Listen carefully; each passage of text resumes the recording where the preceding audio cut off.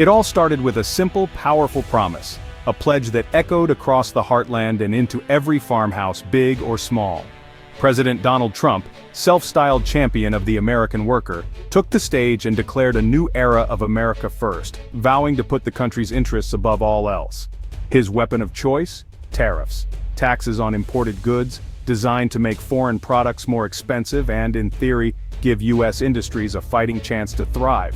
The plan sounded simple, even bold, but for American farmers, it was a ticking time bomb that threatened to upend everything they'd worked for. Generations of farmers had built their livelihoods on global trade, shipping their crops to distant markets. Now, anxiety grew as tariffs loomed, casting a shadow over the future. Many farmers, especially in the heartland, had trusted the president's promise to get them a better deal, believing that someone in Washington finally understood their struggles. But as the first wave of tariffs hit and talk of retaliation grew louder, optimism quickly turned to deep concern and sleepless nights. Farmers weren't just growing crops, they were growing a surplus that needed to be sold overseas, relying on international buyers to keep their operations afloat. The real threat wasn't just U.S. tariffs, but the inevitable pushback from other countries, retaliation that would target American exports. When the U.S. pushed China, everyone in rural America knew who would get hit hardest: American agriculture, the backbone of so many small towns. Farmers suddenly found themselves on the front lines of a trade war, their futures tied to decisions made far away in Washington by people who had never set foot in their fields. They became pawns in a high-stakes game, driving their tractors toward the cliff's edge, unsure if anyone would pull them back in time. For many, farming isn't just a job, it's a legacy, a way of life passed down through generations, a source of pride and identity. The idea that this legacy could be wiped out by policy decisions made in distant offices was terrifying, a nightmare that felt all too real. The administration spoke of short-term pain for long-term gain, but for farmers there was only survival, day by day, season by season. As the trade war escalated, survival looked less and less certain, with each new headline bringing more uncertainty and fear. The storm clouds were gathering and there was nowhere to take cover, no shelter from the economic storm that threatened to wash away a way of life. The promise to protect had become a threat to the very people it was meant to help, leaving farmers feeling abandoned and betrayed. The stakes were no longer just economic, they were existential, touching every aspect of rural life, from family bonds to community traditions. The future of American farming hung in the balance, teetering between hope and despair as the world watched. And the first shots of the trade war had just been fired, with no end in sight and everything to lose. The pushback came fast and hard, sending shockwaves through rural communities across the country. In response to U.S. tariffs, China, the world's largest buyer of American soybeans, retaliated with swift and sweeping measures. Overnight, U.S. soybeans went from a hot commodity in Beijing to untouchable, as shipments were turned away and contracts abruptly canceled.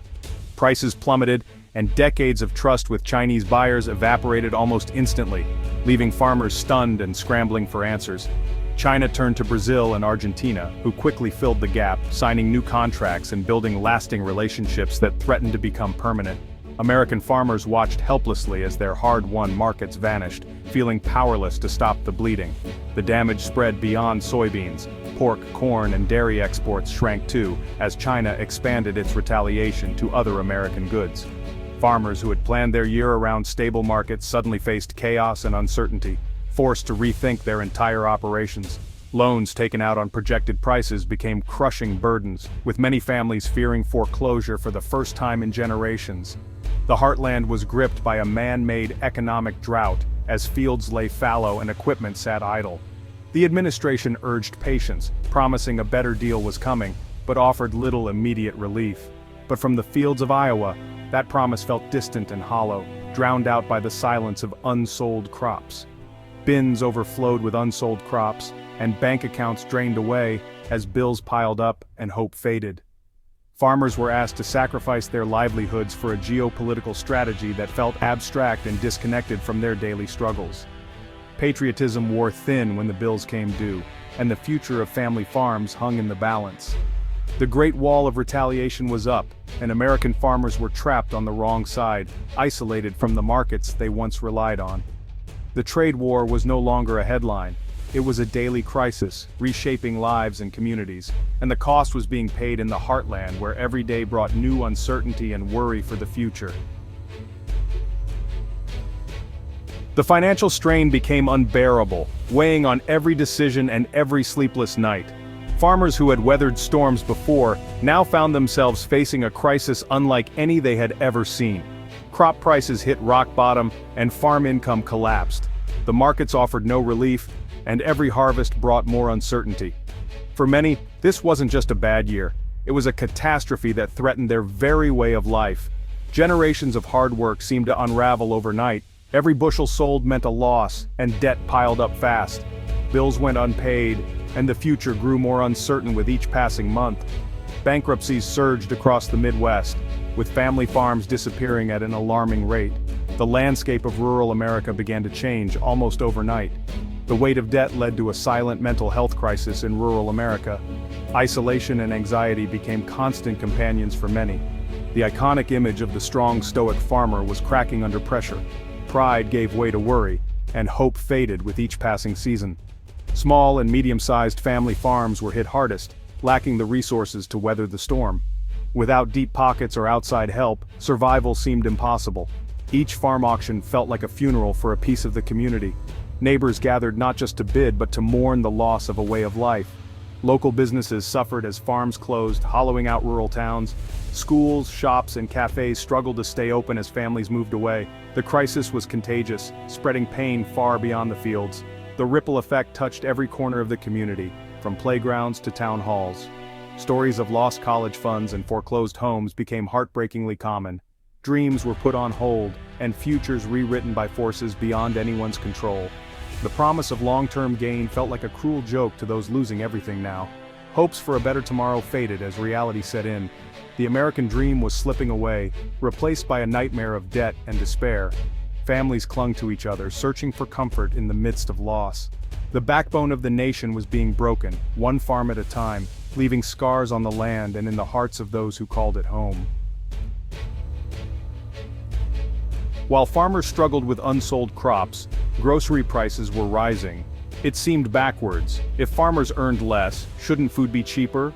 But tariffs on imported goods made everything from electronics to food more expensive. The cost was passed to consumers, squeezing already tight family budgets. Soybean prices collapsed in Iowa, but salads in New York got pricier.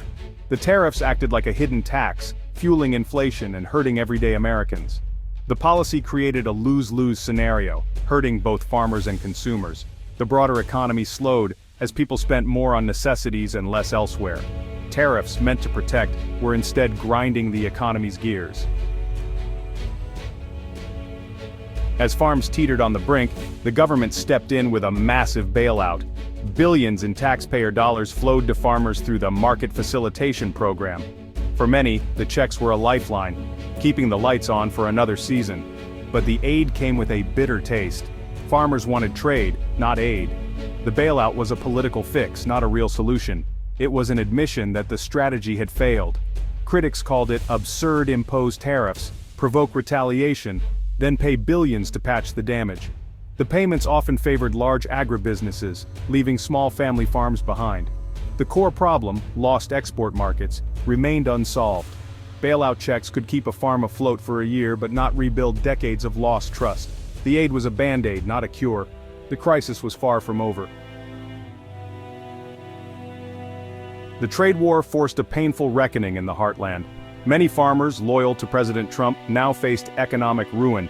Conversations in small towns grew tense. Some clung to patriotism, others felt betrayed. The debate wasn't left versus right, but within the president's own base. Farmers needed stable markets, not slogans. Criticizing tariffs felt like betrayal, leaving many politically homeless. The crisis forced a re-evaluation of priorities, business survival over party loyalty. The scars ran deep, fueling skepticism and a hunger for practical solutions. The trade war's real legacy was division and doubt. Crushing debt and lost markets led to a tragic exodus, farmers leaving the land. Generations-old family farms were sold off, communities hollowed out. Some sought new lives in cities, others looked abroad, even moving operations to Brazil or Ukraine. The loss of experienced farmers threatened the entire food supply chain. The crisis wasn't about food scarcity, but about survival for producers. The system was breaking, and the future of American agriculture was in question. The tariffs, meant to protect, were driving farmers away. The cost was measured in lost heritage and broken communities. As the damage mounted, a consensus grew. There had to be a better way. Tariffs were a blunt instrument, causing too much collateral damage. Experts called for renewed trade negotiations and comprehensive agreements. Diversifying crops and investing in local food systems could build resilience.